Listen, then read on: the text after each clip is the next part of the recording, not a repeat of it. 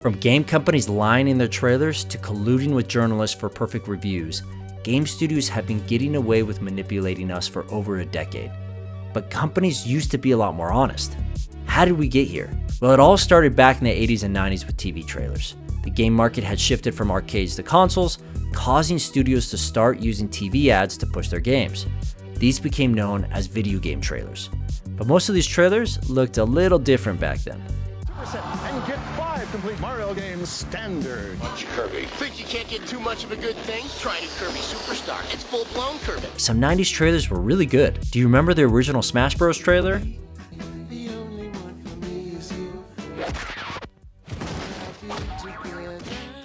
If this was the trailer for a new Smash Bros. Coming out now, I would be booking it to the closest GameStop. So even though it's funny to see these commercials now, they worked. But there was potential to do better, and Blizzard did just that. When the Starcraft trailer came out in 1998, it blew everyone away. The game looked more like a movie than a video game. The entire trailer was a cinematic. No kids jumping off walls, no neon colors, and what's even more crazy, there was no gameplay. It captivated people. You see, Blizzard learned something about trailers and marketing from the movie industry, because when you saw this trailer, you wanted to play Starcraft, even though you had no idea what the actual game looked like. You felt the emotion in it, and you wanted to know more. So because of the movie-like trailer, the hype around this game was unreal. Fitch, the technical director, put it this way: "We were hoping to sell 100,000 copies. It turned out to be in the millions. But then something happened. Other companies saw StarCraft's success, and soon after, we started seeing more cinematic trailers. Halo, GTA 3, Diablo 2. In the span of a few years, trailers went from a man in a Yoshi costume bashing Donkey Kong to beautiful cinematic trailers with story and depth. StarCraft's trailer reaction began the renaissance of video game marketing, and we can still see its marks on games today. In many ways, for the worse. You see, in the early 2000s, it felt like every game and their trailer was trying to out-hype the previous one. But as we enter the 2010s, game trailers continued their upward trend of getting better, but games stagnated and somehow were getting worse. This downfall led gamers down the road of pessimism, all the way to the point of being labeled most skeptical audience. But what's funny about that title is that they say gamers are skeptical, yet we still buy games in droves. What gives? Well, there's two reasons, but I'll start with the less terrifying one first. You see, the thing is, every industry, except the entertainment industry, market their products a certain way. You have a problem, here's a way to solve that problem. Need to hammer in a nail? Buy this amazing hammer. Are you tired of getting holes in your boat? Buy some flex tape. Hungry? Buy a Snickers. You get it.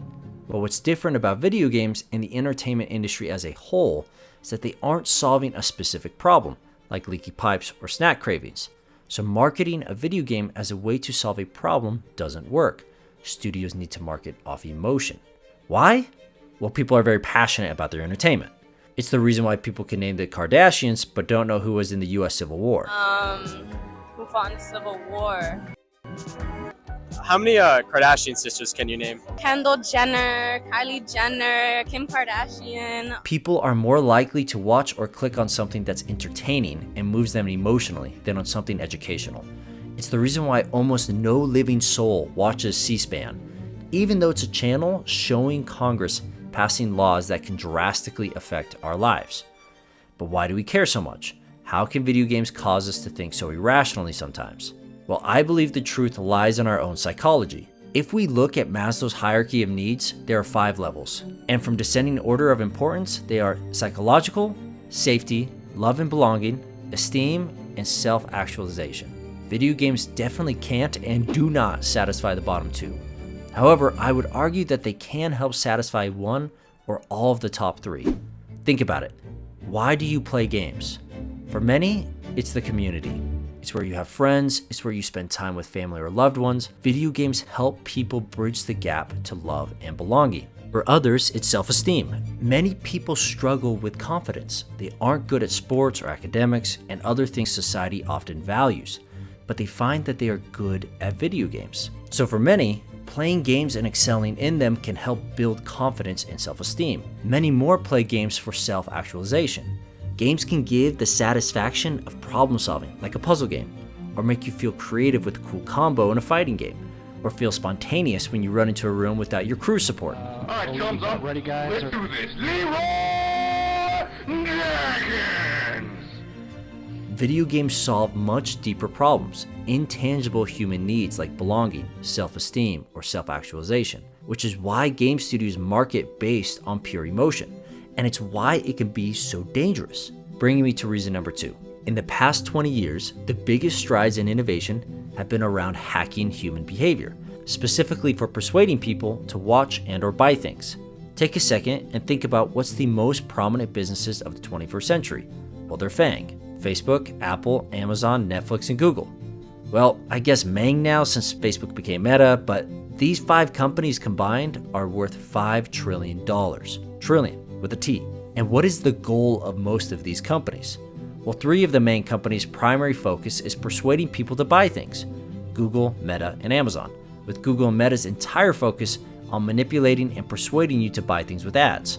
I mean, these companies are so good that many times they know what you need before you do. My favorite example of this was when Target figured out a teen girl was pregnant before her father did. How did Target know that this teen was pregnant? The story is that an angry man went into a Target outside of Minneapolis, furious that his daughter was receiving coupons for baby clothes and a crib. He felt that Target's advertising was trying to encourage his daughter to have a baby. A few days after the confrontation, the Target employee called the father to apologize for the incident, only to hear the father bashfully admit that he had talked to his daughter about the situation and he learned that she actually was pregnant. Target knew more about this man's daughter than he did. You can learn to predict what people are going to do. And Target probably had this data because of Google or Meta. This isn't even marketing or manipulation anymore. This is psychology. That's what happens when the smartest people in the world end up employed to get people to buy more things. These companies know more about you and your loved ones than you could ever possibly know. They have quantified your habits and behavior to a point that they can even predict the products you will buy in the future, including video games. Which is why video game studios market their games the way they do. They lie and they deceive because they know it works. The marketing and trailers they use hack the human brain. They hack our emotions by telling us the game will help us find a community or be confident through success, or that we'll get the dopamine hit by solving a puzzle or outthinking an opponent. I tried to sneak through the door, man. Can't make it. Can't make it. Stuck. Out of my way, son. Door stuck. Door stuck. The marketing knows how to manipulate perfectly. Now, I've painted marketing pretty poorly so far, and I want everyone to understand that marketing can do a lot of good if done ethically. Remember, people bought Starcraft and loved it, and the trailer drove people to buy a great game. So marketing done right can be a good thing. I mean, I do it. The thumbnail I used got you to click on this video.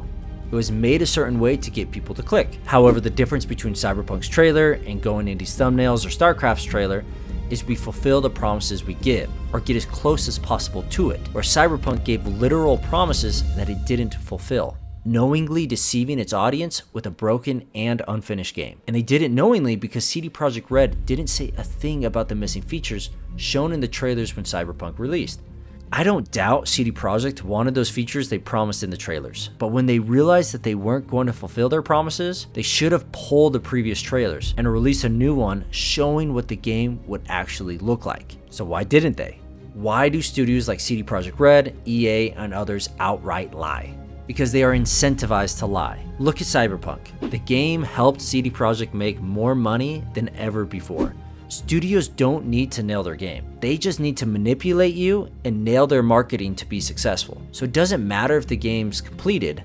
All that matters is you nail the marketing and you will rake in the dough. This incentive is also why a lot of people don't trust corporatized gaming reviewers like IGN.